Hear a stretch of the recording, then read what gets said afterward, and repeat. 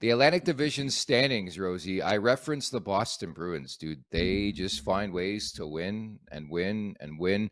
And you look at the standings. I mentioned this on the show yesterday. That was a big time victory for the Leafs because now they're 7 points up on Tampa for second in the Atlantic Division. Presumably, they're going to probably be the 2 seed. Again, you never know. They're 6 points back of Boston, but the Bruins have 2 games in hand, as you see on your screen. But I thought that was a massive 2 points, and I think that it's important to create some separation here in the standings from Tampa, at least. Yeah, from Tampa for sure. I just keep seeing those 2 games in hand with everyone surrounding us. It pisses me off because it doesn't really give a great picture of Yeah. what's going on. It seems like it's been 2 months of 2 games in hand for everyone around the Maple Leafs, but that's fine. You just do what you do with the games that you have, and yeah, creating that separation is nice from Tampa and keeping pace as well as you can with Boston as well. But I mean, I wouldn't be totally shocked if Tampa goes on a heater at the same time as Toronto maybe drops a few and has some injuries, and all of a sudden, we're Yeah. looking at third place. And I also wouldn't be surprised if all of a sudden the Magic runs out of Boston a little bit and they get some injury troubles or whatever, and Toronto comes and takes over number one spot. That's all very likely.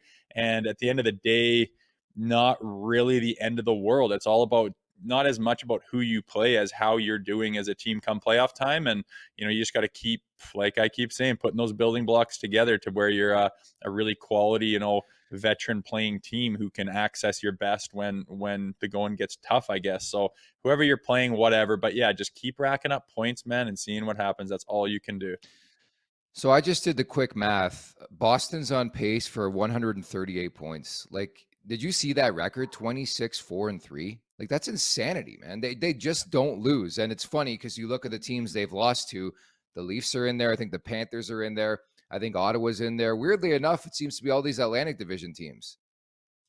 It's weird because I think I want to go do a little more research on them and say what's going on in that locker room Dude, and they're good. and what's been Yeah. happening. Like, is it just ultimate like brotherhood and gelling and chemistry and camaraderie, and they just go through a fucking wall for that coach and like everything is Yeah. clicking? And to be honest, I don't think they were slated as being the number one team this year, and they're just No. head and shoulders the number one team, and it's been sustainable for long enough where you can say, wow, these guys are pretty serious. And I just like to know what the hell happened over there to create this, because it is nuts. You don't see those kind of records all the time, and I mean, 138 Yeah. points is like, it's just kind of not something you really even talk about because it just doesn't happen. That is an insane record, and I'm sure they're flying high, but it is a tough league, and if they get fragile for some reason, they could start having guys climb up on them. But man, they are on pace for a monster this year.